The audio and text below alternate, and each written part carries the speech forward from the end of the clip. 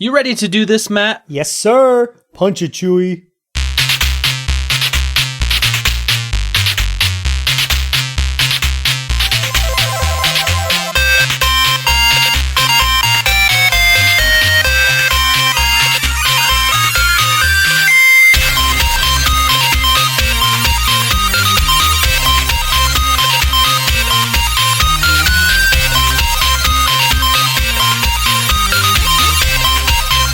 Welcome, super friends, to the Fortress of Nerditude podcast, a safe place to talk about all things in nerd and pop culture. I'm Spencer Stapleton, and my co-pilot is Matt Shaw.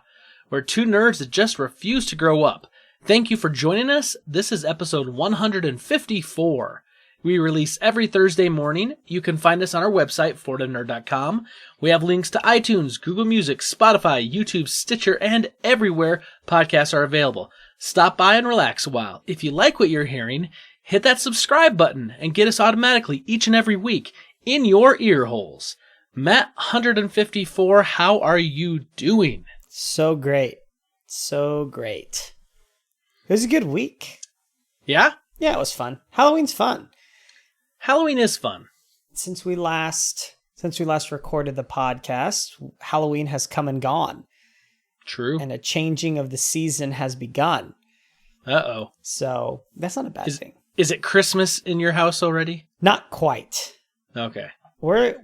But we are early decorators. Well, to some people's standards, we would be early decorators for sure. Thanksgiving and Christmas to us are kind of a thankful holiday all into one. There's not a whole lot of... Thing is, there's not a lot of, obviously there's no like Thanksgiving music. There's very few Thanksgiving movies. And it's not that I don't cherish Thanksgiving, because I do. I really love Thanksgiving. Some of my fondest memories are football at 7 a.m. when it's freezing cold on Thanksgiving morning. And, there's just not a lot that goes along with it. So Brita's already turned on the cable and started looking at the Hallmark Channel to start recording the ultra cheesy Christmas movies. And then today, as she was getting ready to watch something, she was on Netflix, and there's some, like, I don't know what it was called, but it was like Christmas in Africa, and it had Rob Lowe in it. Holiday in the Wild. That's what it is, Holiday in the Wild. Oh, and she watched that, she's like, ooh, this looks good. I'm like, does it? Does it now? Good? Yeah, she's probably going to be watching that tonight. Yeah, she probably will. Yeah.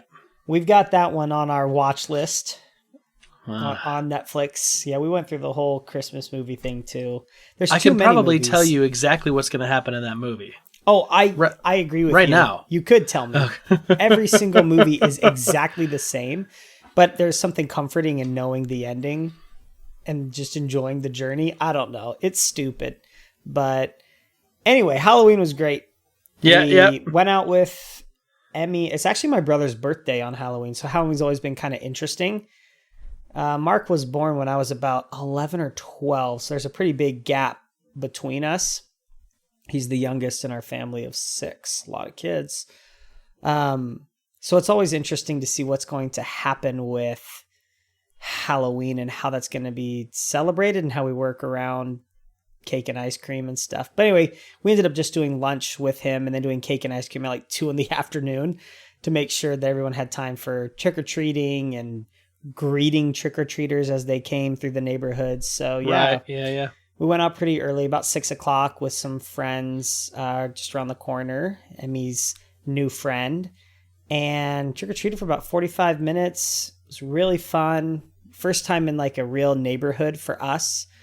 Nice. We've always been in apartments, so we've gone with friends who live in neighborhoods and stuff. But this was Emmy's first time in a real neighborhood, her neighborhood, and it was a lot of fun. Tons of trick-or-treaters, lots of young families here. It was really a really good time, and she took her she did it last year too, but kids are dumb and they forget things. Sure. So anyway, she walks up to the first door. And she came back down, and then they did it again, and she's like, okay, I get this now. So she came back from the second one. She's like, next house, Daddy, next house. I was like, yeah, okay. Daddy, I got my candy, next house. So what did she go as this year? Jessie from Toy Story. Oh, that's right. Yeah, that's right. Yeah, she was she's a rare breed where she chose it and didn't change it for like at least 6 weeks. Yeah, that's what you said. Yeah. I don't know what it is. Same thing with Christmas. She told me what she wanted for Christmas like 2 months ago. I don't even know how she knows about Christmas. I mean, she's 2.5. They know things, but I mean, she hasn't done a Christmas that she remembers. All these Christmas, she watches Christmas like things on Netflix all year because that's just what she likes to watch. So maybe that's where she learned about all this Santa jumbo. And anyway, so she's been set on her red bicycle for months and months now. So that makes it easy on me to figure out exactly what she wants because she does not change. The boys got some of those magazines from like Target and Amazon and whatever. So they started looking through them. And they saw in the Target one the new Switch Lite. Yes. And they said, Daddy, we should ask Santa for this, and we can get our own Switches. I was like, I don't think Santa's going to be popping for 2 Switch Lites this Christmas. He's like, Daddy, but then I could play my own games. I'm like, I don't think Santa's going to be doing that, bud. Santa needs to ask Daddy if it's okay. I don't think that's okay with Daddy, so I'll talk to Santa for you. Right. Ugh. Yeah. That's so at least Emmy knows what she wants from Santa, and it's, reasonable. Yes, very reasonable. And so that was Halloween. It was a great time. This is interesting. So there's this website called Cameo. I don't know if you've heard of it, or if any of you super friends have heard of Cameo, but it's a website where these celebrities or personalities offer like a greeting, like a video greeting. Okay. Basically, you say, okay, for $25, Kevin Durant is going to leave me a birthday greeting. Obviously, Kevin Durant would be like $500. But as an example, pick a celebrity and they'll leave a greeting. So I had this on my mind for my little brother. I don't know if you remember Dateline NBC To Catch a Predator, Chris Hansen. Yeah. He's like one of our favorites. Like, those videos are disturbing, but the way he handles it is sometimes like comedic, right? Like a gotcha. So he and I have been obsessed with watching these things on YouTube. Anyway, I got Chris Hansen to leave Mark, or to make a video for Mark. And I've been sitting on it for like 2 weeks, just dying to show it to him. It's very personalized because you can like write him and say, hey, say this, say this, say this. It's really cool. He does it like he did like on the show on Dateline NBC. He says, oh, well, your screen name, blah, blah, blah, blah, blah. And you can kind of tell him what you want the screen name to be and what he likes to do. And I've been doing an investigation into gamers who work at Raising Cane's, which is what he does. Anyway, it was really fun. And he was blown away. He couldn't believe it. That was the best gift ever. Nice. So that if you're thinking of something, it's a surprise. It's a fun gift. It can get really expensive if you get some of kind of the bigger personalities. But Chris Hansen, I mean, people know him and he is famous, but he's pretty niche. So he wasn't too expensive. But go check that out if you're kind of thinking, well, what could I do for this individual? Spend a little bit, have a little fun. It makes for a cool greeting. Nice. That's cool. Cool present. So anyway, that was pretty much our week and our weekend. Just the fun times, trick-or-treating, and then outside of that, on Halloween, Luigi's Mansion 3 came out. So I've been playing a crap ton of Luigi's Mansion 3 on my Nintendo Switch over the last few days. And how are you liking it? I love it. There's nothing like, and I mean, obviously there's great games all around, but for me, there's just nothing like the attention to detail and quality of a Nintendo first party game. There's no game that gets as polished as these games. And Luigi's Mansion 3 is like a collectathon that's not really a platformer collectathon. I mean, there's secrets and hidden stuff everywhere, which is what I love in games.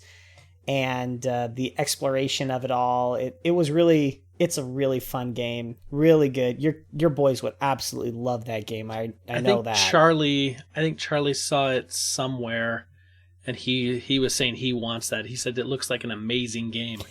I was like, all right, settle down. We'll talk to Santa. Yep. That's a good one to get. Your kids would love it. They would think it's It's funny. It's not, obviously it's Nintendo, so it's not scary. Yeah.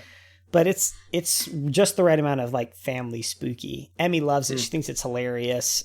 Your kids would love it. But it's a really fun game. Just extremely difficult to find all the secrets too. So there's a challenge if you're kind of a seasoned gamer. There's still challenges and puzzles that are pretty tricky to solve, and I'm not even halfway through the game, and it's still pretty tricky. Nice. So anyway, that was that. That was the week. Lots of fun. So we also did, for us, we did the Halloween.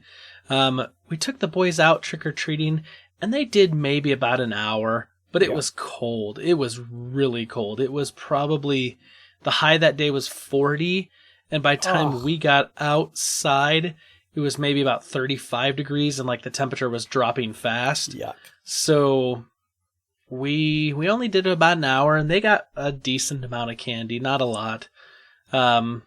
Because usually in our neighborhood, where you make the most candy is at the very tail end of the night when people are trying to dump their candy and get rid of it. We didn't stay out nearly that long this year. So we did that. We just did some like house cleaning on the weekend. We had the boys clean up their toy room, and I raked a bunch of leaves up, just kind of the normal things you kind of just have to do as a homeowner. Right. Yeah, I'm trying to think what else. This is interesting. So Brita and I this weekend, we rewatched Rogue One, a Star Wars story. And it's been a hot minute since I've seen that movie. And I watched that thing and I was like, man, this is amazing. And then I started remembering that Rogue One was the first movie club that was ever recorded for this podcast. Oh. And that was episode 4. Wow. Which is literally 150 episodes ago. I did the movie club with Steve and Brita on Rogue One, a Star Wars story. Wow. And we ended up watching it just this last weekend. And that movie is so good. For me, it hits all the right Star Wars beats, but all the right like story beats. And the fact that literally the plot of that movie is contained in the crawl from Star Wars A New Hope. And it fits, it ends about 10 minutes before A New Hope begins. Yeah. Just like so many things that like would, in seemingly a lot of other franchises, trying to shoehorn in a specific story would not work very well. That one seems still like to really hold up. And I kind of went back and saying, man, this really is a great story on its own. And it tells a good story that we never really had the knowledge of. But yet we know how it has to end, but it does it in a way that like still you're engaged throughout the entire film. Yes. Such a good movie. So true. It's great. It's great. I can't wait to watch them all. Because I got to watch them all before Rise of Skywalker. So I'm trying to decide what order I want to try them in this time. Yeah. And when I have to get Jessie, my wife, and when I don't, because she won't watch the prequels. She doesn't even care the times I try to tell her that, I mean, they're not great, but they're still Star Wars, and it's still an important story to be told. She doesn't care. Yeah. I read a lot on the internet this week. We'll talk about it later, but there's a lot of things I read. I just went, some people really don't understand Star Wars. Let's see, what else, though? I did play some more Witcher 3 on Twitch. I'm still streaming. S Stapleton79 at Twitch. Twitch.tv. Go and follow me over there. Drop in, watch. I'm going to be streaming more of The Witcher 3 this week, which is a mature game. I just assumed for some language and, some blood and gore, some fighting. There's some nudity extra. too. There's a little extra. There's some stuff I was like, whoa. Like I started my stream, I think it was maybe Friday night, and I was like, okay, wasn't expecting that to be seen. And literally it was like right at the beginning of the stream. So if you got small kids that you're trying to keep away from, maybe best not watch the first 10 minutes of that stream if you go back and watch it. But you can go back and look at my posted VODs that are up, videos on demand. And I've got my barbecue ribs one that's up there where I give my recipe away and I show you how I make my ribs at home, and that one's a good one. I also have an apple pie one that's up there from a couple weeks back. A lot of fun. I did realize, though, Matt, I've got a problem. Uh-oh.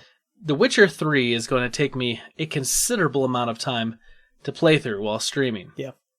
However, we're like 10 days away right now from Star Wars Jedi Fallen Order. Yeah.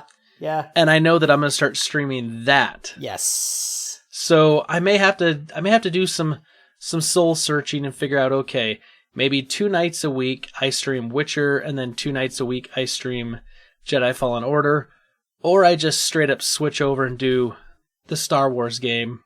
Because I think the Star Wars game I can probably knock out in maybe a week or 2 of streams. Yeah. And then switch back over to The Witcher. Yeah.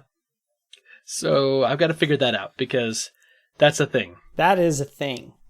And get this, this will be my first 2019 game I will probably buy this year.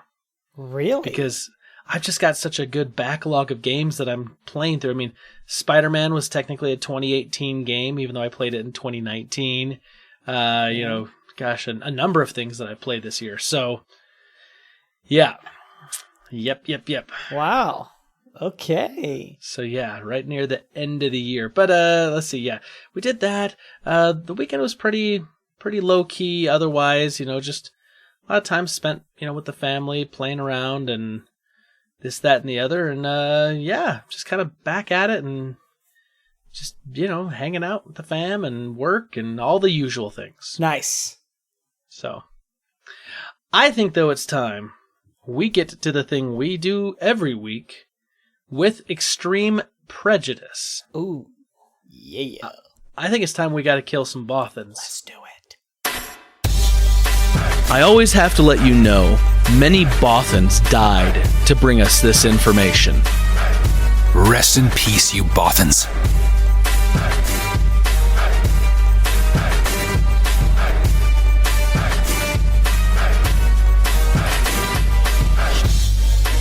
All right, Matt, we're into Rebel Intelligence. What do you have for me this week?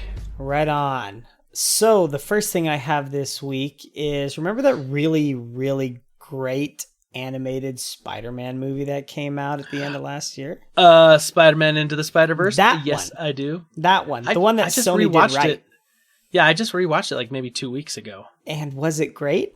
Oh, so good. So and great. I gotta say, the soundtrack, I've got that on my Spotify playlist. Yeah. Ooh, so good.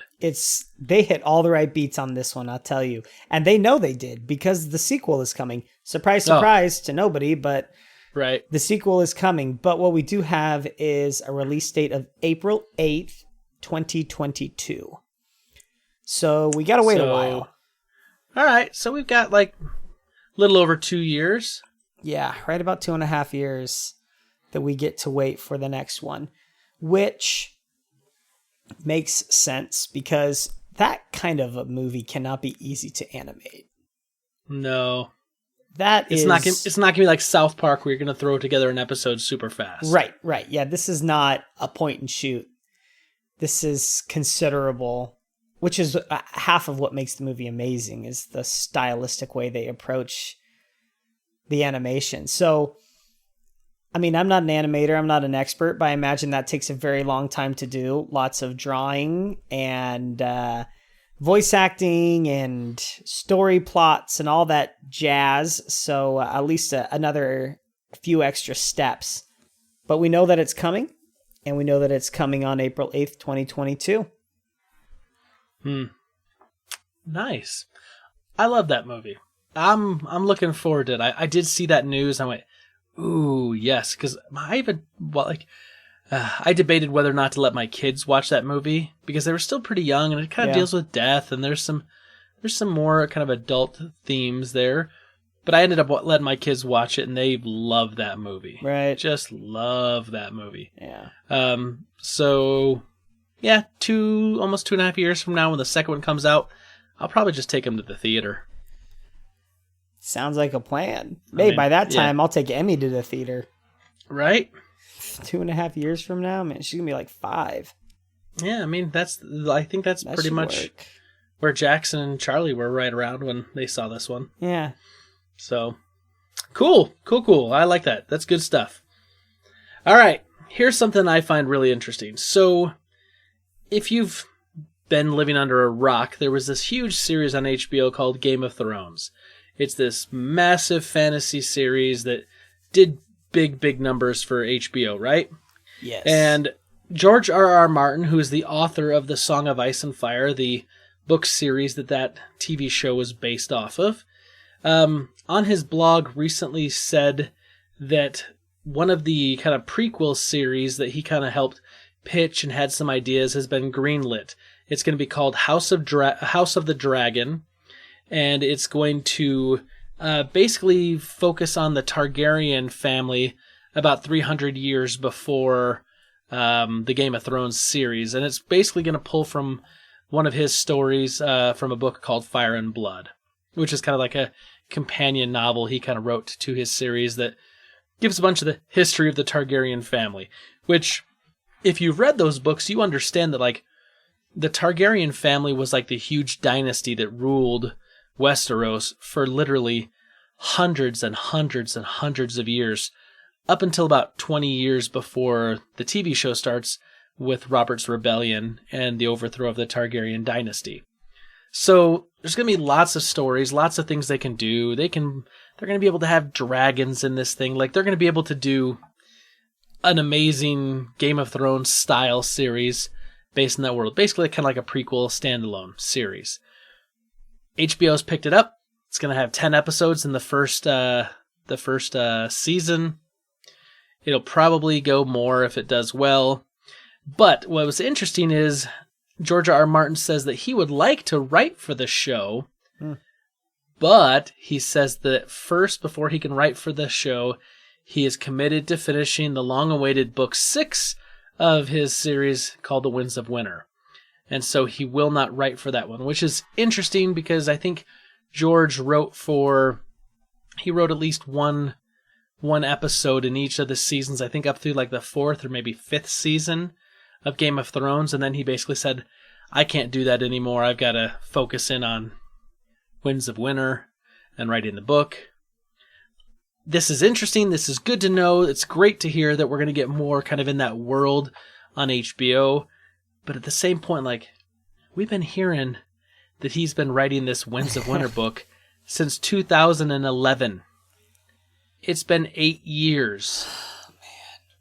It's time. Some people. It's time that whatever else he's got going on, like, everything needs to be shoved aside, and he needs to get that book out because he still has another book to go. This is going to be a 7-book series. We've only got 5, and we're only getting longer and longer between each one.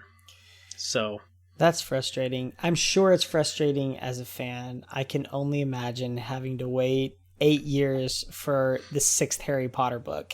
How frustrating and annoying that would be. And well, I don't know. Also for him, like, it's got to be frustrating for him because, you know, he gets probably, you know, peppered with this question right and left all the time. Here's the thing, though. I think if he could have...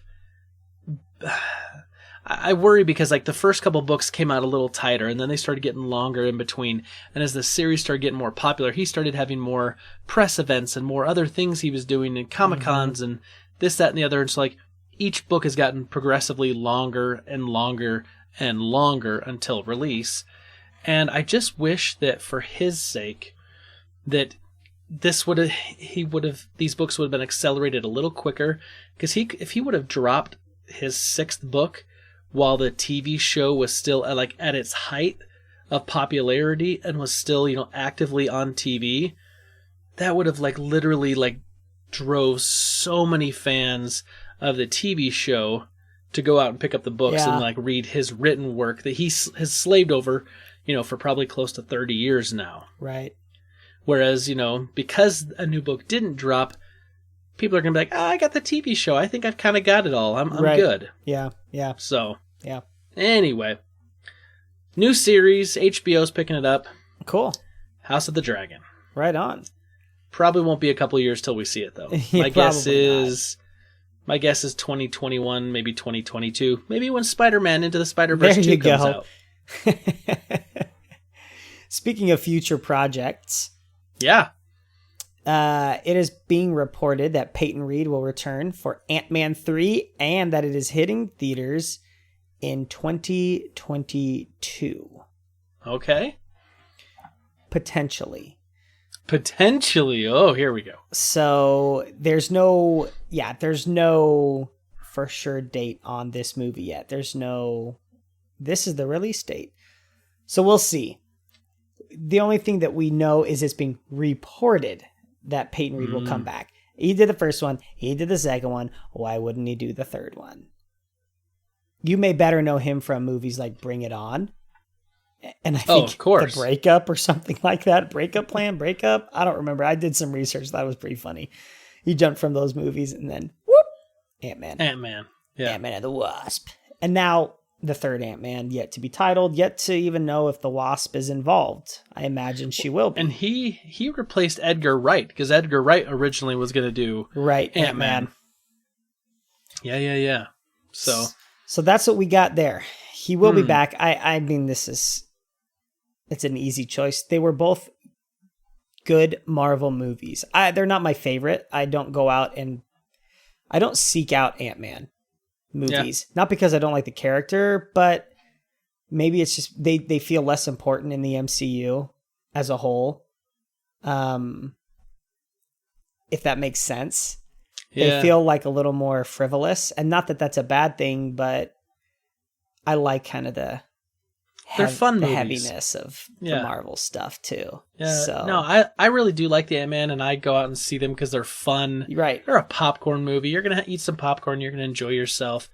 It's gonna be a good time. Yep, they're great. Is it also weird that we've gotten so used to having 2 or 3 Marvel movies a year that here we are at the end of the year and there's no Marvel movie? Like, we had obviously Endgame back in May. Yeah. And then we had in July Spider-Man 2 Far From Home. But like, we're not getting like the November-ish, December-ish Marvel movie. Yep. What's the next one? That's a good question. I'm trying to think off the top of my head, because they kind of made it sound like it was going to be a little bit of a lull. Yeah. Before we start into Phase 4. Do we even know? I don't even know. I mean, I can't Guardians think of it. Guardians of the Galaxy 3 is filming. I think Doctor Strange 2 is filming.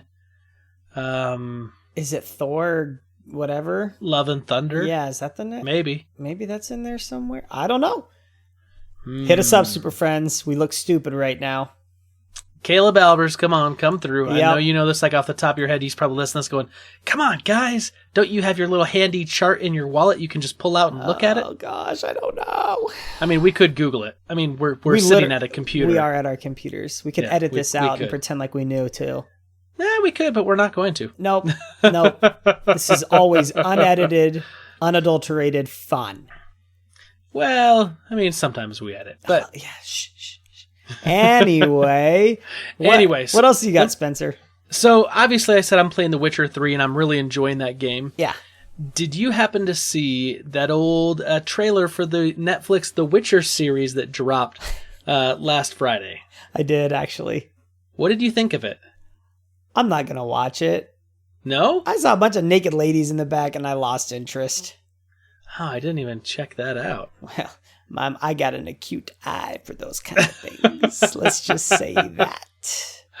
Oh, no, it looks cool, though, man. It looks cool. Yeah. I'm excited to see Geralt of Rivia, because I'm playing as this character right now in the video game. Mm-hmm. But what's interesting, though, is that... So, there was a book series called, like, The Witcher, based on these fantasy novels by, and I'm going to kill this name here, Andrzej Sapkowski. Andrzej Sapkowski. Andrew. We're going to call him Andrew. All right. Andrew Sapkowski. He basically wrote, I think it's like 6 novels. I went out and I had a bunch of extra credits on Audible, so I went out and got like the first 5, and I'm going to be getting another credit here in another week, and I'll get the 6th one. But basically, the Netflix show, though, is going to follow the books, or an adaptation of stories from the books, not the adaptation from the video game series that's kind of based off of the books as well. Yeah.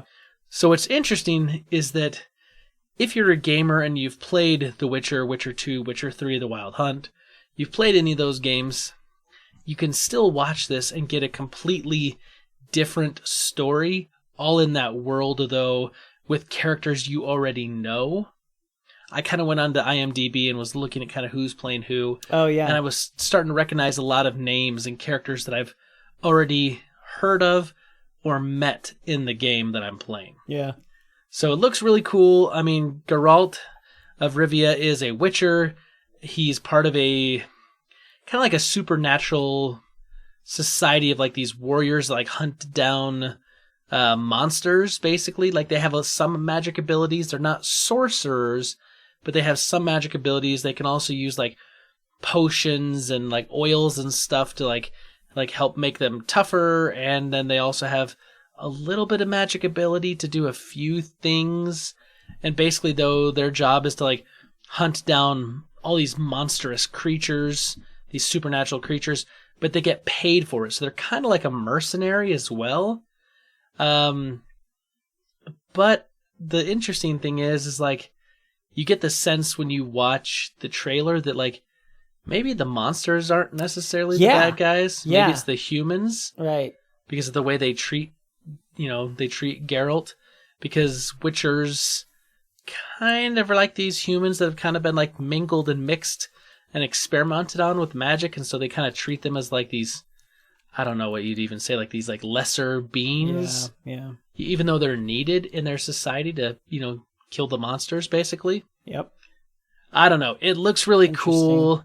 The book series obviously has a very like Eastern European feel to it. So does kind of the video game. So it's it'll be interesting. I'm looking forward to this series. When does that come out? It's soon, isn't it? It comes out, I want to say December 20th, somewhere like right around there. I think it comes out the same day as Rise of Skywalker. Oh, that's an interesting choice. Well, Netflix is Really starting to drop their stuff on Fridays now. Right. Seems to be the trend. Yep. Fridays is going to be the release date for all the streaming services, which, by the way, Matt... I know it, man. We're like a week away. And I'm so happy. I already know what next week's episode is going to be about. Yeah, baby. Let's do it.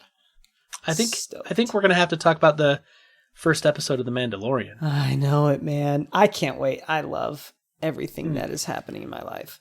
Yep. Especially that.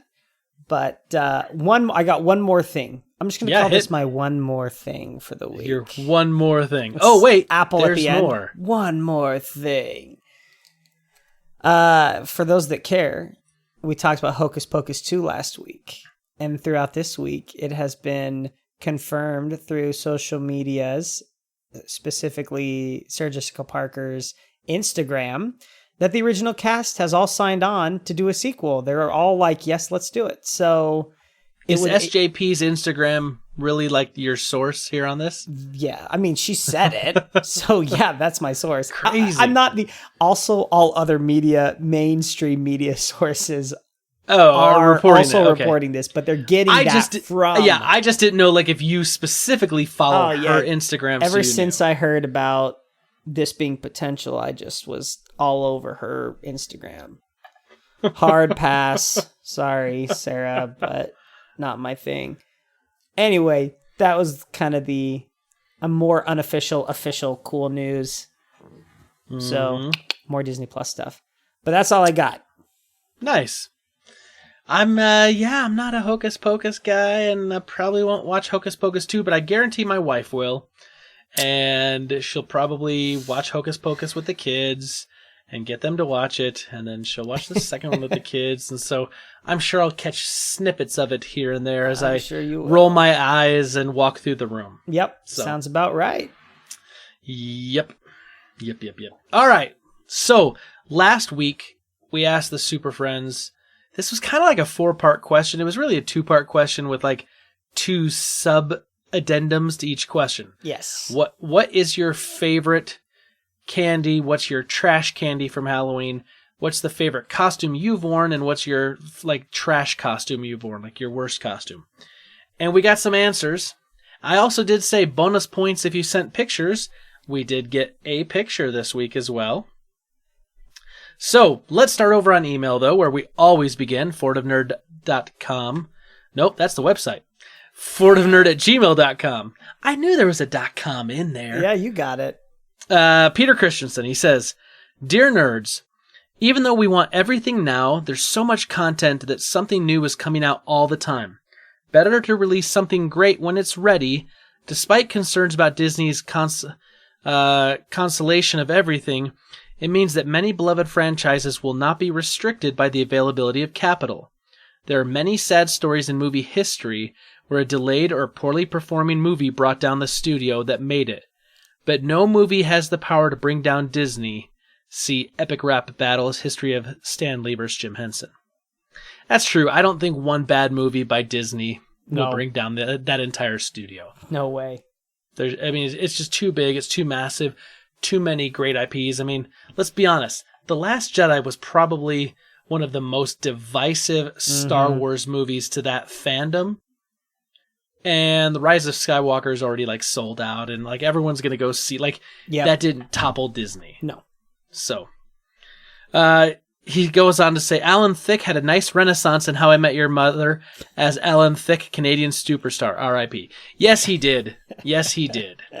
He was in all the Robin Sparkle videos. Oh my gosh, Robin Sparkle. I love that show so much. Anyway, he says, Trash candy thoughts. Almond Joy is the accepted candy tax my children have to give to me. They're willing to give it to me, and I'm happy to take it. Matt, you can get a 2.5-pound bag of Almond Joy snack size bars for $16 on Amazon, and he gave me the link. Just so you know, Matt. It's probably not Prime. Just so you know, I highly considered putting for our social media this week, not the picture of me, my brother, and one of my sisters as crayons, but nothing but pictures of Almond Joys. Oh, why? I considered it. Everyone would avoid it. They wouldn't want to comment. I don't know, man. I like Almond Joy, and apparently so does Peter Christensen. Yeah. He does say, Bit of Honey.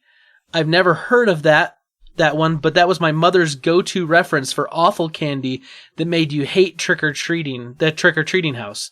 So my hatred goes for it through the generations. Wow. Seriously, it is just like vomit wrapped in like wax paper. Nobody gives it out anymore. That's how bad it was. That's how bad it is, yes. Okay. He says, my work had a worst candy tournament. The finals were Necco wafers and Nickel Nips, the wax bottle candies. Despite being usable as a candle in case of emergency, the Nickel Nips were crowned worst candy. Yeah. I like Neckos. Maybe it's because my grandpa used to always give them to me. My grandpa Shaw, he always had Necco wafers. I mean, it's like chalk. It's like crunchy chalk. But I kind of liked them when I was a kid. Yeah, I also liked, Corn Bran as a kid. It's not a good cereal. But as a kid, I thought it was awesome. Yeah, but it's not as bad as Nickel Nips or whatever that was. That you can use as a candle. Yeah. Just remember that. Waxy. Yeah, he says, snack-sized Snickers is the perfect Halloween candy. Amen. I mean, that's legit. It says, costumes, worst. One year, my wife and I bought 2 pieces of poster board and made signs to hang around our necks. She was Facebook with a drawing of the webpage on her board. I was Occupy Halloween with my board saying 1% of the people control 99% of the Halloween costumes. It was the laziest costume ever, but our third kid was 1 month away at that point. I love that. That sounds like literally about almost the least amount of effort you could put into it, but for a good reason Peter had. Yeah. Yeah. Favorite. A magnificent display of lazy creativity that has served me well for a number of Halloweens. Cut a hole in the bottom of a laundry basket. Cut the bottom off the detergent bottle. Wear the bottle on your head like a hat. Step into the basket and pull it up to your waist. Add 2 to 3 t-shirts for effect. And voila, your laundry. Nice. I like that. Very I like that. Nice. He also has a PS. Uh-oh. He had to send a second email to addend to this PS. He Excellent. says, P.S. The advertising pressure for Jack Ryan Season 2 got me to watch Season 1. And holy farts, is that a good show. I kind of didn't like the way Jack was involved in everything and was the only one that could figure anything out, especially since the show was written so that an observant watcher was always about half an episode ahead. But everything else was just great. Very excited about season 2. Cheers, Peter Christensen. So I love that the advertising pressure got him to go back and watch the first season. And I'm glad to hear that he really did enjoy it. I haven't watched it yet, even though I'm like super hyped for it, because Brita and I are trying to finish out a couple shows we're watching. So we have to finish the finale of the Great British Baking Show that just released. We're maybe like half a season away from being done with watching 30 Rock all the way through. And then I totally forgot about this. This week we went back and we watched Sherlock, the BBC. We watched the 4th season of Sherlock. Because for some reason, like, we saw the first 3, and I know there was kind of that big gap between season 3 and season 4. And for some reason, we just kind of forgot about it, and it just kind of sat there. Yeah. So we watched the last season of Sherlock this weekend as well. So just trying to kind of clean out some of the other stuff, because I want to watch that Jack Ryan season 2. But I don't want to be, like, balancing that with, like, 4 other things at the same time. Right. Anyway, let's jump over to Twitter. Over on Twitter, at Ford of Nerd, Bernabe Butterteeth at Dantes_Belmont says, worst candy, mandarins is not candy. Mandarins? Does he mean like the oranges? Like the little, like clementines? Like the little... If he does, that's a pretty good Halloween candy. I think it's a good fruit. I love them. I eat them but almost every day. It's not candy. It's not candy. It's definitely not candy. His not point candy. stands. It is not Halloween candy. Yeah. Good Who gives food. those out? Probably people in his neighborhood or kids where he grew up, maybe? I don't know. Move. Yes, to move. You can't be in the neighborhood. I'm sorry. You gave me mandarin oranges. Now I have to leave. I gotta move. I have no choice. I just have to. Yeah. Sorry, Bernabe. He says, best candy, full-size chocolate bars. Looking at you, Carlos V. I don't know what Carlos V is, if it's a candy bar. Matt, you look that up and I'll continue on. But I agree, full-size candy bars. Like when you go to that house, when you find people giving away full-size candy bars, It's a candy bar. It is. Okay. It's just Carlos V is a brand of Mexican chocolate bar produced since the 1970s in Mexico and launched in 2005 in the United States by Nestle. Okay. So... Is it like dark chocolate, milk chocolate? It looks like it's milk chocolate. Yeah, it's milk chocolate. You can buy it on Amazon for... I don't know if you can buy single ones. But you can buy... It looks like 32 bars for about 18, 19 bucks. I was going to say, if you said like $8 for 32 bars, I was like, I'll buy right now. I was like, buy a box right now. We'll review them on next week. Review them next week. I still might. I mean... Can you split an order? Send half to me, half to you. Maybe. Anyway, right. Okay. Carlos V. Yeah. Thank you for that. Carlos V. Worst costume. No costume, regular kid. Yeah. Yeah. That's as bad as it gets. That's worse than Jim from The Office. His were lazy, but that's a whole new. Yes, the rational consumer. That one was pretty good. I'm the popular social media site Bookface. Yeah. Best costume. Tied up Hugo Sanchez, Spider-Man, Batman, and later in college, Barry from Resident Evil. Oh, wow. You've had quite a few of those costumes. I hope it was the Batman with the nips from Batman Forever. The nickel nips? Yeah, that's the one. That's the one. Really? Who wants Batman from Batman Forever? Nobody. And actually, Batman Forever is not as bad as Batman and Robin. I think that's the one I'm thinking That's the one, yeah. That's the one with the bat Arnold nips. Schwarzenegger in that one. Arnold Schwarzenegger as Mr. Freeze. Uma Thurman as Poison Ivy. So bad. George Clooney as Batman. And then Chris O'Donnell as Robin. So many. The fact that I can rattle all that off, it's just... Thank you, Joel Schumacher. Hashtag not my Batman. Well, that's true. Hashtag 89. Okay. Bernabe also did say he put a picture too. We got 2 pictures. Oh, great. I take that back. He says, this year I did a little something with a friend. Let's see if you can guess. And it's a picture of him and a friend next to a picture of Tony Soprano and Christopher, Malsinati, his like nephew or his cousin. Yeah. And they look fairly close to the guys from The Sopranos. Nice. I definitely see the resemblance. And Bernabe's kind of got that Tony Soprano look going on somewhat. The only thing though is the height differences. Like Tony Soprano's the taller guy and Christopher's the shorter guy, and it's different for Bernabe and his buddy. So I kind of first went, now I see it. Yeah.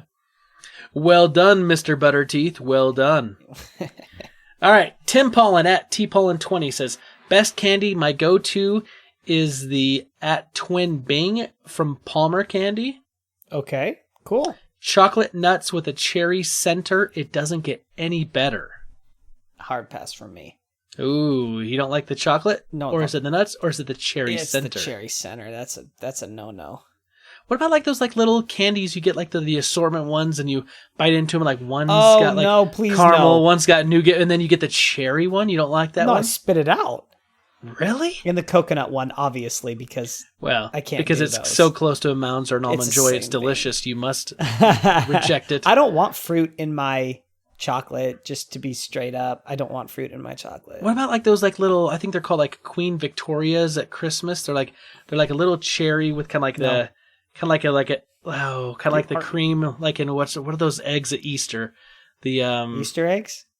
No, there's like those Cadbury chocolate Cadbury eggs. It's kind of like the white cream from a Cadbury egg with chocolate around it over the cherry. Yeah. No. Really? I don't like those. I don't like candied cherries. I love like straight up cherries, like good old California cherry. Give it to me.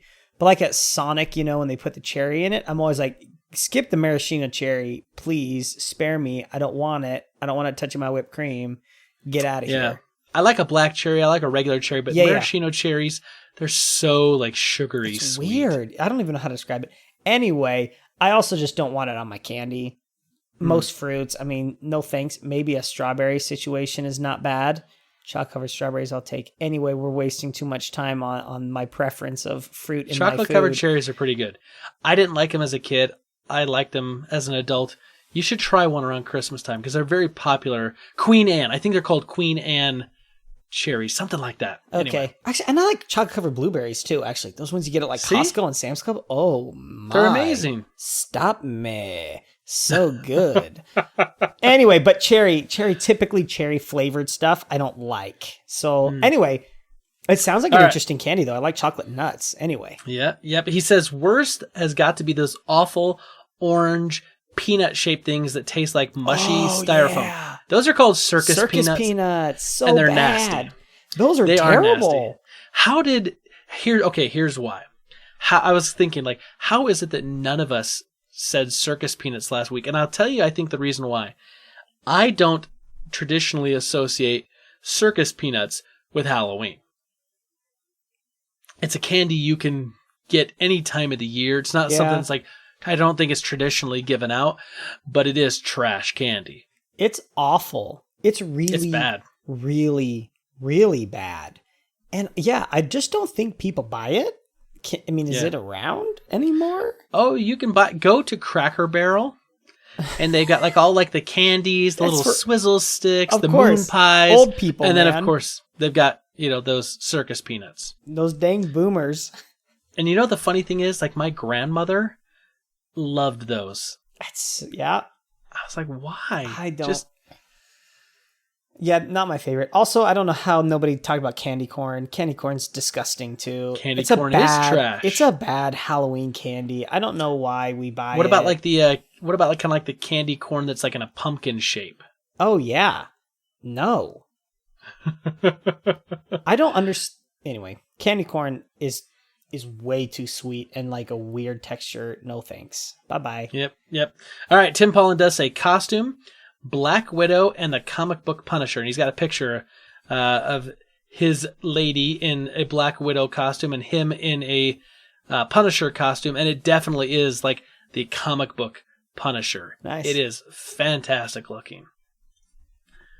All right, let's jump over to Instagram. We got an answer over on Instagram. This is from Jason Both Photography. He says, as an adult, I like Milky Ways. But as a kid, this was a piece of candy I would trade for my favorite piece of candy. I like Snickers, Reese's Peanut Butter Cups, but there was no other type of candy that could compete with this candy. I would slowly eat the end of the piece of chocolate, then proceed to eat the top section, then the sides, and lastly the bottom. Finally, I'm at my favorite part, a fully center of goodness. I would eat this and joy would come to me. The candy was created in 1932. It's known outside the US and Canada as the Milky Way, but we call it Three Musketeers. That was a impressive buildup. I was on the edge of my seat, like, what are you talking about? And then for me, it went. It was like the Hindenburg. It was like, look at this amazing. No, crash and burn. Yep. Hey, everybody's got their own preference. I ain't poo-pooing on anyone's favorite candy, unless it's Almond Joy. I'll poo-poo on that all day. However, man, you do you with your Three Musketeers. You and Dustin from Stranger Things and Dart, you guys can enjoy your Three Musketeers. It's just not. Didn't they? I think they even talked about it on Stranger Things, that it was a divisive candy, even on Stranger Things. Yep. Some of them were like, yeah, no, thank you. And then Dustin's like, give me more. I always look at Three Musketeers and I was like, I get it. It's like a chocolate mousse kind of cream center. I get that. So like, I get the appeal for people, but I always feel like it's missing something when I eat it.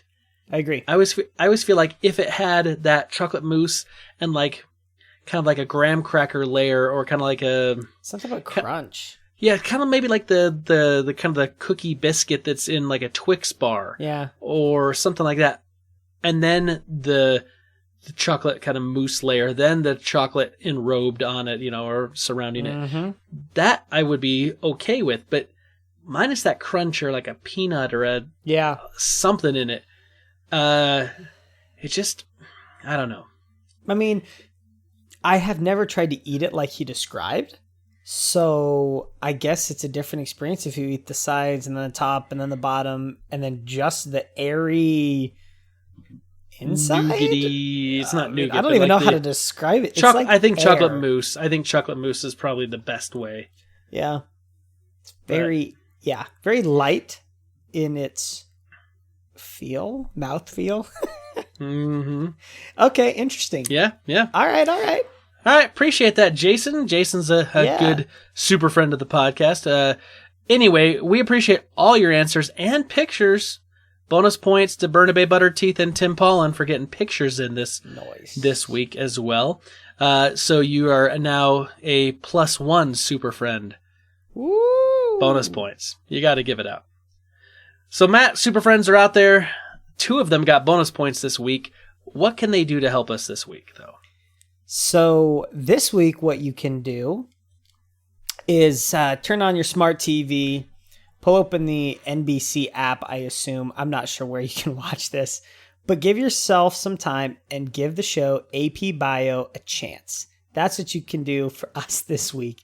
Give the show a chance, turn it on, watch a few episodes, decide if you like it, and keep watching it. It's coming back for his 3rd season on Peacock at some point. So it's a good one. Then while you're watching it, after you're done watching it, pull out your phone, grab a computer, your tablet, whatever it is, sign up for a streaming service that you don't already use, because I know you've already left us all 5-star reviews on your regular account. Make a fake account and go ahead and 5 stars. Easy as that. And interact. Find us on Twitter. We love hearing from you. We love hearing your answers to the question of the week. It really, actually, honestly, no jokes, it's the best part of the podcast. It's my favorite part, because Spencer reads them all before, but I don't. I these are all surprises to me. I always make it so I don't read them because I want to be surprised and react real time on the podcast. So please continue to do that. It makes it so much fun for us to be able to interact with you and to kind of riff off of your ideas as you riff off of ours. Agreed. Hear, hear. All right, Matt. There was a big thing that happened this week, and we decided we wanted to kind of talk about it during the discussion. They thought we forgot. They thought we didn't. We weren't going to talk about this. Yeah, Super Friends thought we were going to just glance over this bit of nugget of information.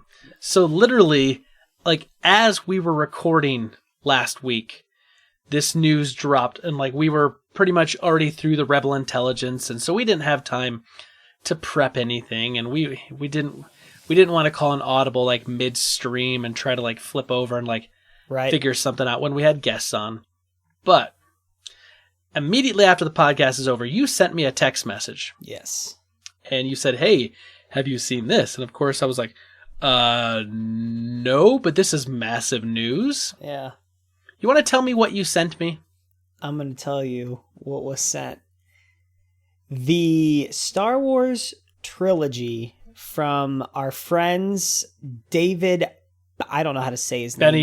Benioff and D.B. Weiss, Game of Thrones, has been canceled. Completely canceled. Yep. Gone. Bye-bye. They're not doing it no more. And it came out the first time as kind of like a, because there's been obviously lots of follow-up and questions and speculation and how does this happen? Why did this happen? Who's in charge of this? What? Blah, blah, blah, blah, blah, blah, blah. It was originally the one I sent you was like, they quit. Right. And we didn't have a lot of information.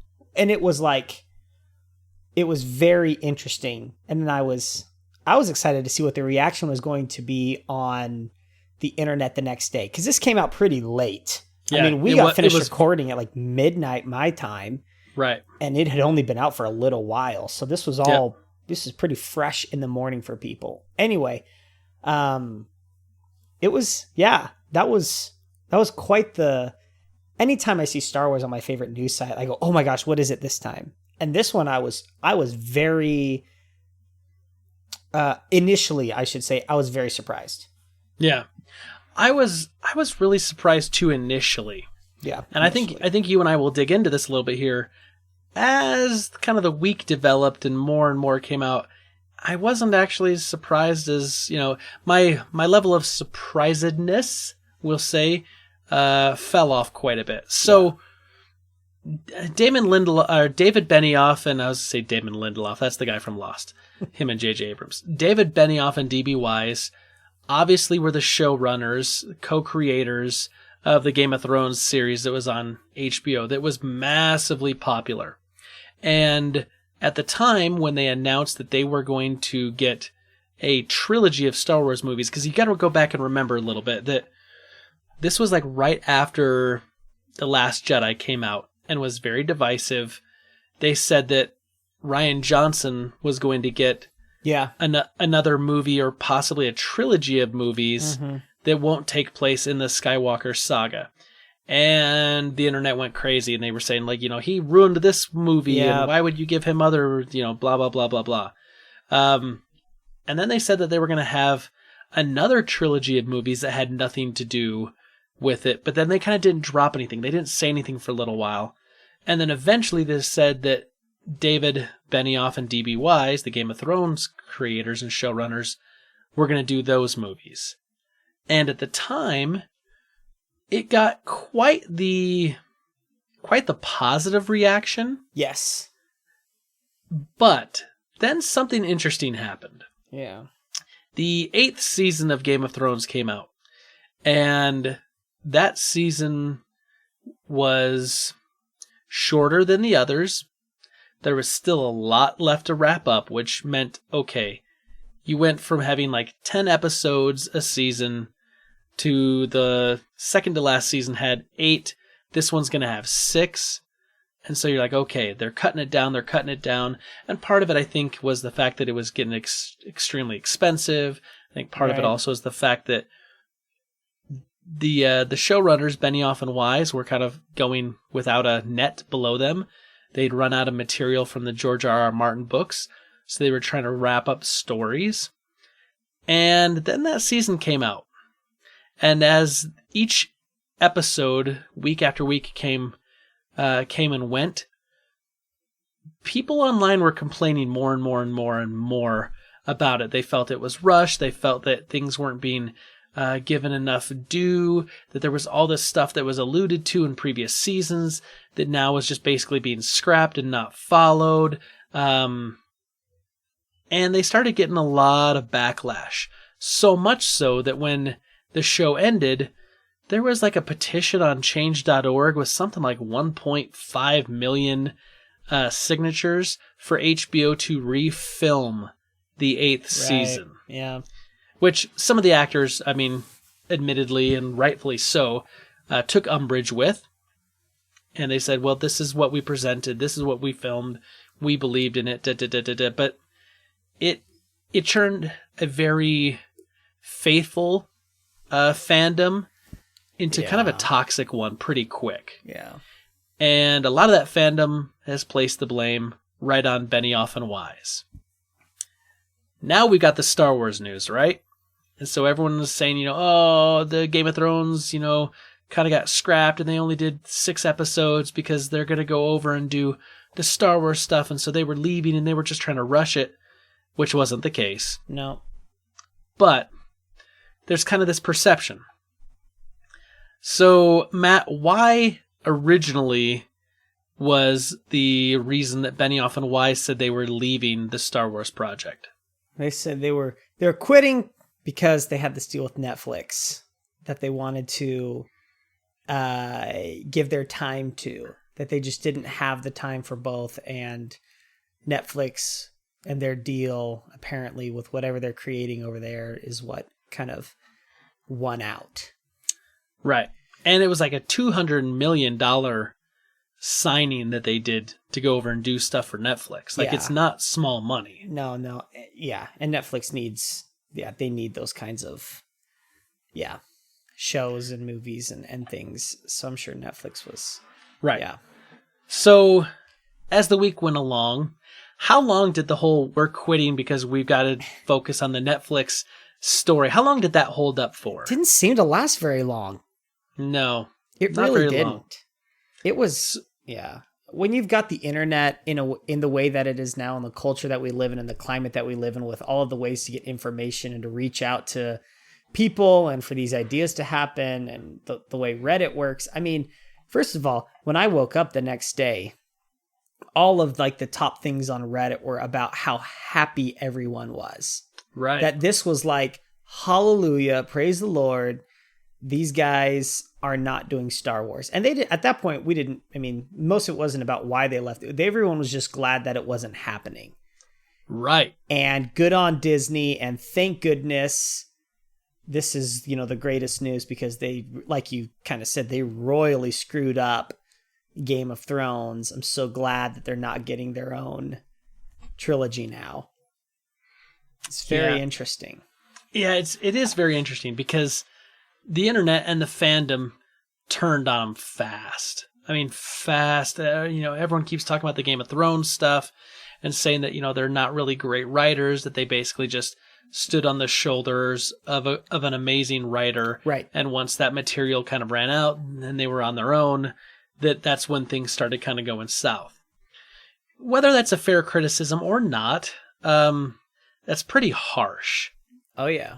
And, Netflix gave them a boatload of money. Disney wanted them over there to do Star Wars stuff for them. They were going to have them do a trilogy of movies. So to me, even if they're not the best writers, maybe necessarily, showrunners, like, they were amazing showrunners. Right.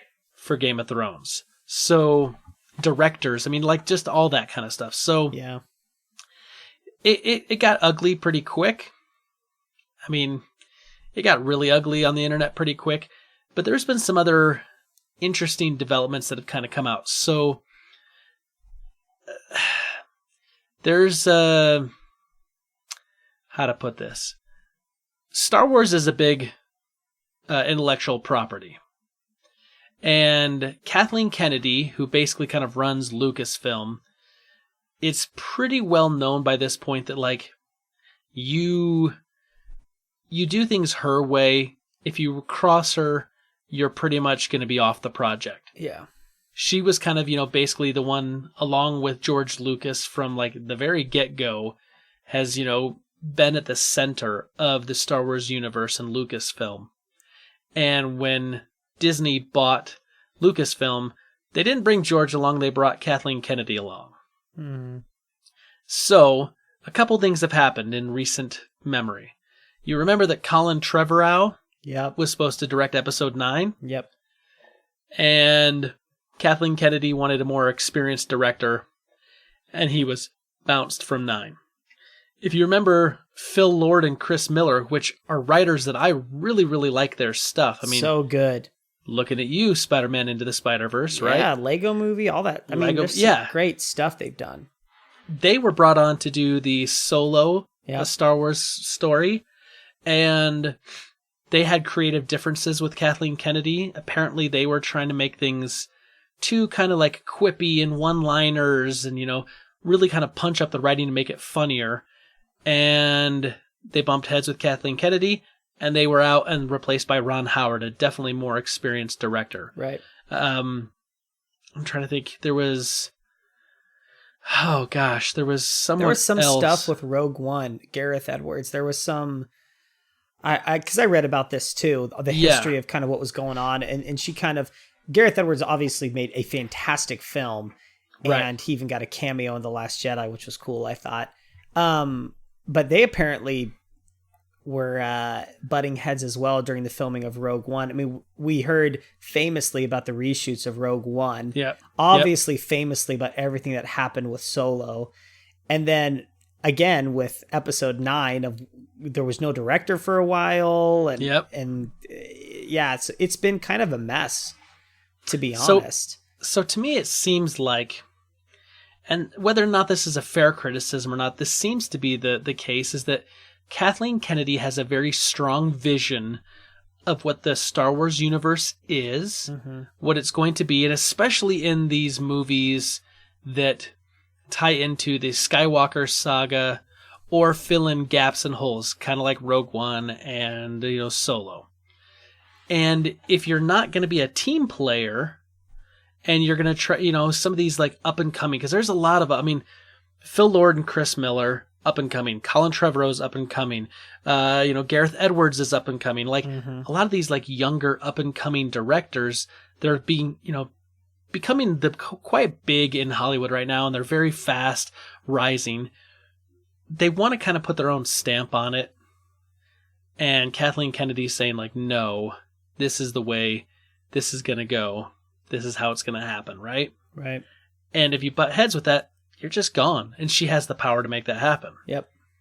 So now it looks like, with the showrunners from Game of Thrones, that there could have been some of that going on as well. Yeah. It'll probably never come to light, all of the details and everything that happened. I've got kind of my own thoughts and opinions on this. And I think there probably is a lot of truth to the time split between a Netflix deal worth that much money and that much of a commitment and a Star Wars trilogy, because it wasn't a movie. It was a trilogy. Like, this was going to be the next generation of Star Wars fans will grow up with this trilogy, maybe intermixed with Ryan's. I don't know how that timing of all of this is going to work. However, this was a big deal. We knew more about this than anything Rian Johnson's Mysterious Trilogy was going to be, or there were more rumors about it, I should say. Right. And so I think there were probably some creative differences, and Kathleen Kennedy probably said, okay, enough's enough. You're not going to have time anyway. I don't think it was as easy as them exiting. I think they were probably more likely pushed out the door, kind of like you mentioned. And I think there were probably good reasons for that. And I know Kathleen Kennedy gets a whole lot of hate. A whole lot of hate from the Star Wars fan base. My opinion is, I like the movies that have been released that were Star Wars movies so far. Right. I like them.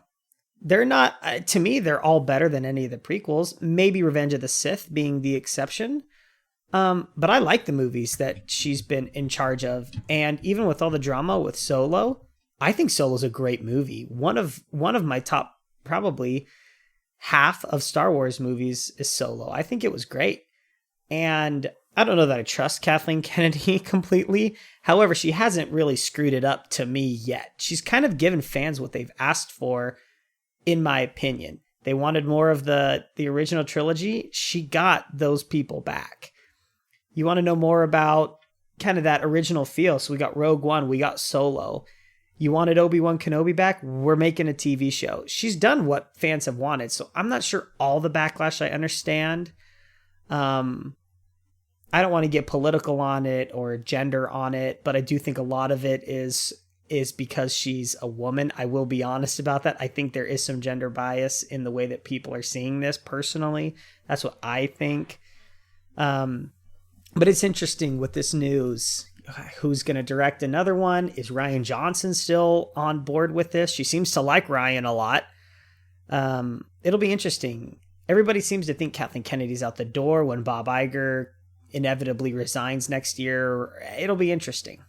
Right. So it's interesting. Like, I'm just kind of going through her IMDb because she's a producer, an executive producer, right? And like looking at all the things she's done, which is like crazy, like the amount of franchises she's touched. So she's been a producer, obviously, for the Star Wars stuff, like going, back quite a ways. She was involved with E.T.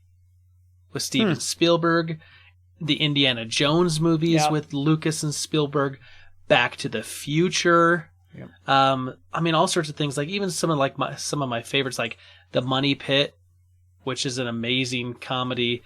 Who Framed Roger Rabbit, Land Before Time. Like I said, all the Back to the Futures, Hook.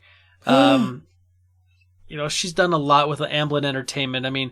Jurassic Park. Yeah. And I'm kind of picking out, some of the better ones here. The Sixth Sense, because she's got, for every like big name thing, she's also got like, The Indian in the Cupboard and The Bridges of Madison County.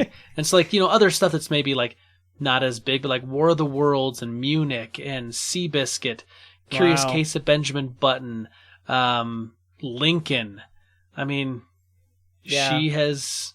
She's been involved with a lot of properties, going back just as a producer. So, love her or hate her, I think she definitely has got an idea of kind of where the franchise is going and the vision for, kind of what it is right now. Right. And so, that remains to be seen.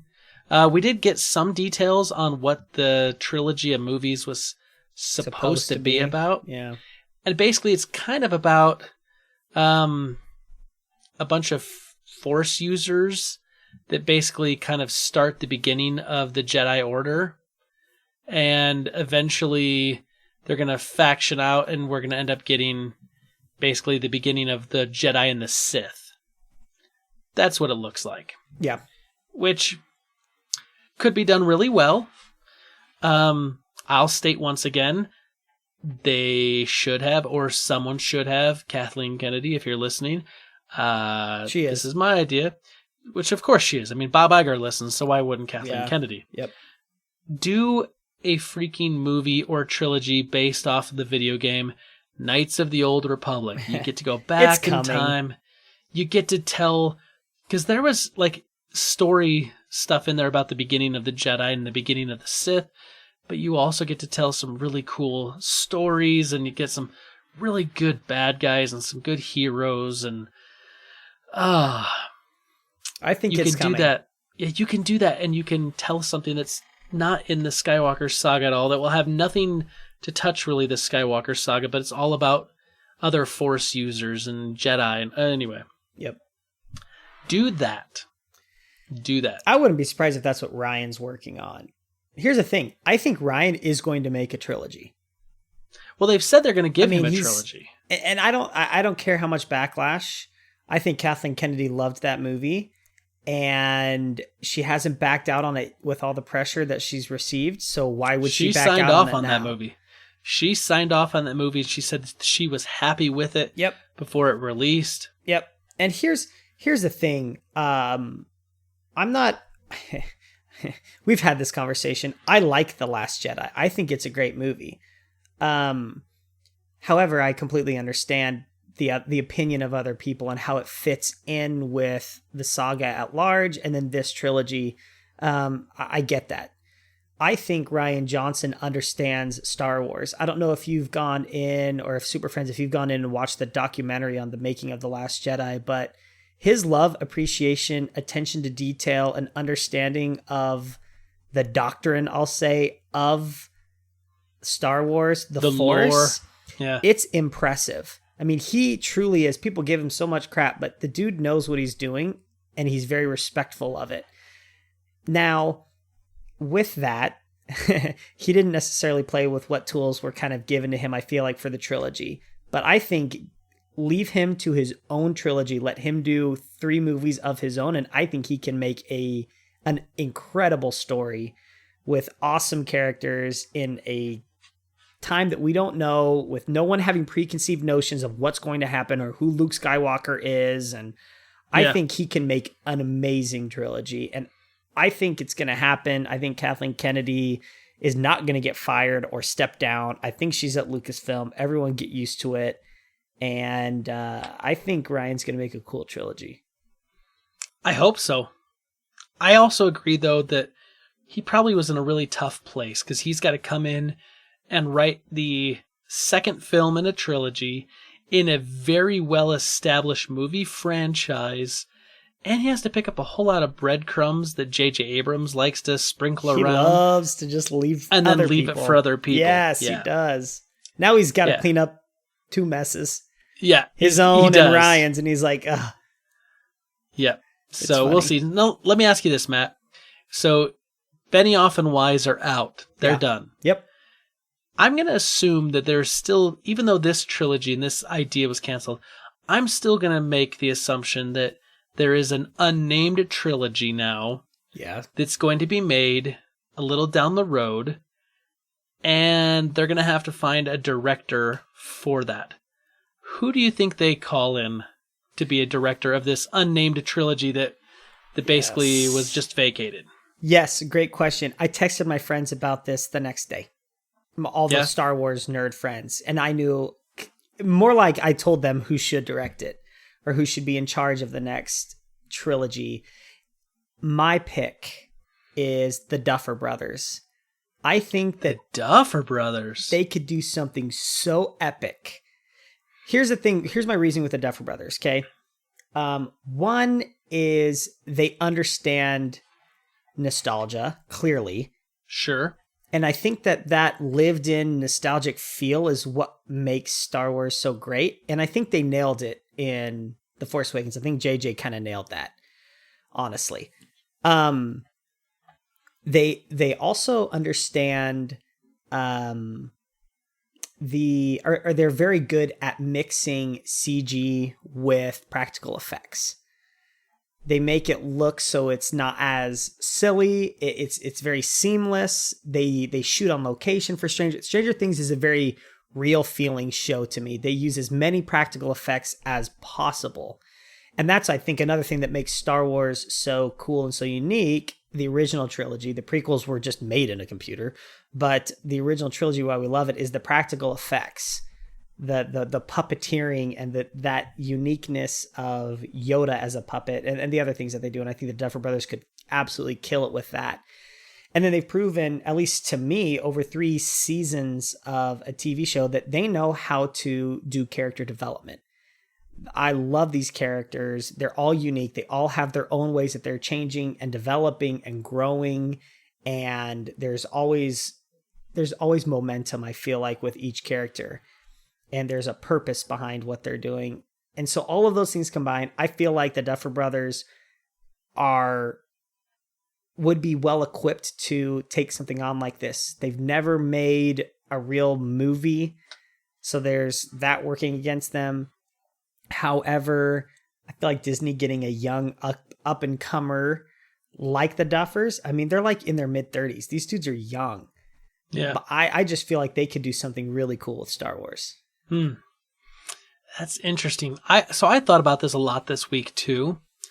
And my first inclination was, and this will never happen. Okay. This will never happen in a million years, but Chris Miller and Phil Lord. Yeah. Like, Lucasfilm brought them in for the Solo movie and then bounced them because they were trying to be too quippy and too, humor and, but like, they're such a good writing duo that like, I would love to see what they could do with a trilogy. It's not tied into the Skywalker saga where they could have a little more freedom. But I think that Kathleen Kennedy and Lucasfilm is not going to want to gamble on I doubt it.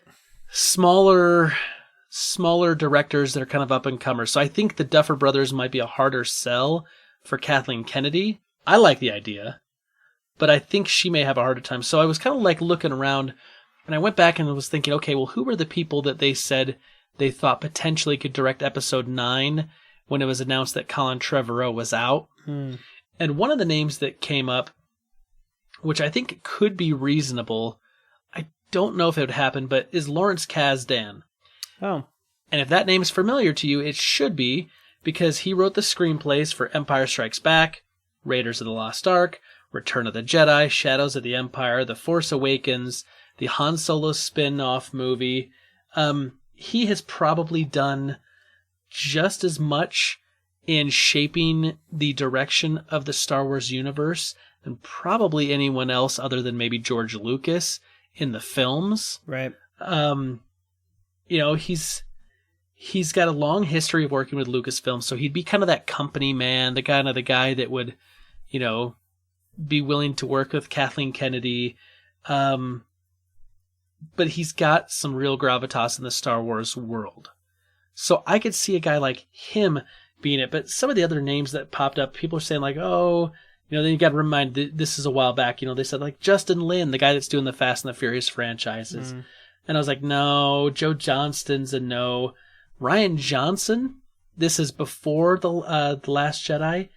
If The Last Jedi would have been an amazing film that like was lauded by everyone, I definitely think Rian Johnson would have been directing episode 9. And then, of course, they did eventually say, oh, he's going to get his own trilogy. So right. He probably wouldn't be doing 2 trilogies. Right. Matt Reeves was kind of a name that popped up. But here's my crazy pants pie in the sky name. Okay. This will never happen. I'm going to state this right now. It'll never, ever, ever, ever, ever, ever, ever happen. But Steven Spielberg. Yeah. If Steven Spielberg wasn't so busy and didn't have his own things, and I mean, the man's got such a storied career, he can do whatever. But he has worked with George Lucas, obviously with the Indiana Jones stuff, but he's also kind of helped consult on a bunch of the Star Wars stuff. I mean, he almost was going to direct episode 1, if you remember, way, way, way back. That was talked about. I mean, he has such an intimate knowledge of the Star Wars universe and George Lucas going way back. However, he's always said that kind of sci-fi isn't his thing. Yeah. It's not his thing, but crazy pants pie in the sky, like Steven Spielberg could be amazing. Yeah. I like those ideas. I think a lot of them make sense. I just here's what I do think. I think we're going to know, like we're going to recognize who the new director is. Like what I'm trying to say is it's not going to be somebody brand new to the nerd genre and scene. They're not going to get, I just have a hard time believing that. What I think I would like to see it somebody who is, personally for me, I'd like to see it somebody who's already established in that same vein, which to me Stranger Things is in that vein of this nostalgic 80s sci-fi kind of a thing. Sure. I would like the other person I would like to see is Dave Filoni. I don't know that he would ever do a live action trilogy. I know that he's working obviously on The Mandalorian, which is live action, and the Clone Wars, right? And so I hold out hope because I just think he's really talented and he really, really loves Star Wars. I would like to see him get a full-length feature film. I guess I don't care if it's a trilogy, but I would really like to see what he can do left to his own devices on a film. I've seen him do series, and I loved Star Wars Rebels, for example. Just loved it. Yeah. With really all original characters. I mean, here and there you get some callbacks, but really well done callbacks, really cool, unique to the story, didn't just dwell on what had happened in the past or what was going to happen in the future, but in the here and now. Anyway, super cool. I think he would be great. And Dave Filoni was literally like handpicked by George Lucas way back in the day, and like Dave Filoni's like learned at George's elbow for years. Yep. So that's a good one. Oh, what about like Jon Favreau? Jon Favreau is another one that you... Yeah. Right? Because Jon Favreau, like, I remember going back in time and saying like, oh yeah, Jon Favreau did some smaller movies. But you got to go back and remember. Iron Man? Yeah. I mean, he has done big MCU movies. So like he knows how to do a movie with a huge budget. He's done a voice for the Clone Wars. He has done... he's doing The Mandalorian. Like, he knows Dave Filoni really, really well because he's worked with him. They could do it together. That would be even more So epic. yeah, what about like Jon Favreau and Dave Filoni? Oh gosh. See, now we're talking. Yeah. Now, I would prefer that to the Duffer Brothers. That would be really great. I would prefer that over Lawrence Kasdan. That would be so cool. Filoni and Favreau. That would be sick. Oh my gosh, now you got me. I said sick for the first time in like 13 years. That would be sick. That's so dope. That's dope, man. That's cool. That would be cool. That's a good idea. All right, so that I think that needs to be our question of the week. Yes. If you could cast or hire anyone to direct and write this unnamed trilogy, which has now been put on the back burner for Star Wars, who would you want to see? I don't care how crazy pants, pie in the sky, weird, off the wall, or how safe middle of the road your answer is. Super Friends, I want to hear from you and see what you think, because maybe we're missing some obvious choices out there. I do think Favreau and Filoni would probably be an amazing, amazing choice. But hey, maybe there's someone we're not thinking of that you think would be a good individual. Tell us why. Get in our social medias this week. Let us know. That's all the normal places. Email, Twitter, Facebook, voicemail, Instagram, smoke signals, carrier pigeon, whatever. And we'll talk about it next week, as we also probably are going to talk about The Mandalorian and Disney Plus next week. Let's do it. All right, Matt. Well, let's get on out of here, and we can nerd out over this for like the next, 10 minutes after the show's over. What do you say? Sounds great. All right, well, from all of us here at the Fortress of Nerditude to all of you out there, wherever you may be, may the Force be with you. Always.